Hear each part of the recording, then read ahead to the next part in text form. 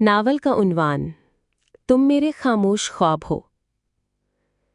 خزاں کی شام تھی، آسمان پر ہلکے نارنجی بادل، ہوا میں خنکی اور درختوں سے گرتے زرد پتے۔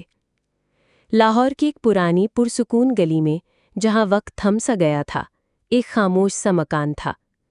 اسی مکان میں رہتی تھی نوفل، ایک حساس دل کی مالک، آنکھوں میں درد چھپائے اور لبوں پر کبھی نہ کھلنے والی مسکراہٹ لیے۔ وہ روز چھت پر جا کر شام کی چائے پیتی، کچھ دیر کتابوں کے اوراق پلٹتی اور پھر خاموشی سے آسمان تکتی، جیسے کسی کا انتظار کرتی ہو۔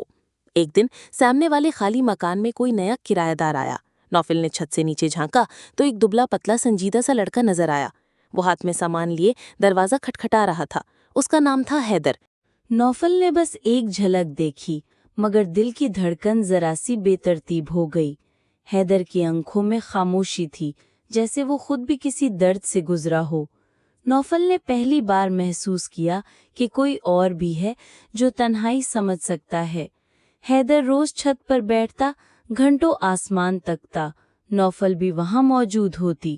دونوں کی آنکھیں کئی بار ملتی، مگر زبان خاموش رہتی۔ کوئی سلام، کوئی کلام نہ تھا، بس ایک خاموش تعلق جو دن بدن گہرا ہوتا جا رہا تھا۔ وہ ایک دوسرے کو بغیر کچھ کہے سمجھنے لگے۔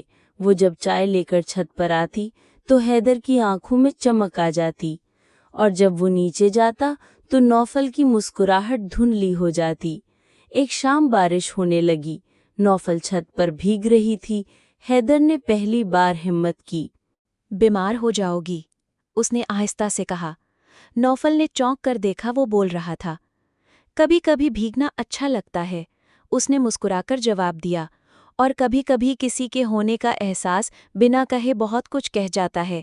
حیدر نے آہستہ سے کہا۔ وہ پہلا جملہ جیسے دو دلوں کے درمیان بند دروازے پر دستک تھی۔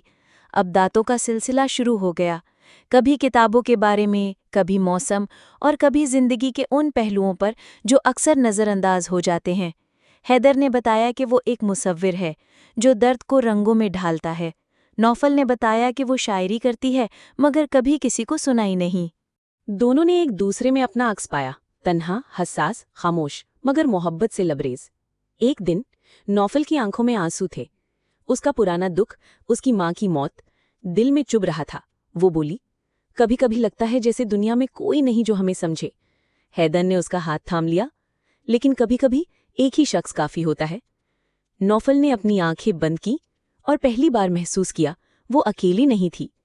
رات کے وقت حیدر نے نوفل کو اپنی بنائی گئی پینٹنگ دکھائی، ایک لڑکی چھت پر چائے کے ساتھ آسمان کی طرف دیکھتی ہوئی۔ وہ نوفل تھی۔ یہ تم ہو نوفل، تم میری ہر خاموش پینٹنگ کی وجہ ہو، تم میرے خواب ہو جنہیں میں جاگ کر دیکھتا ہوں۔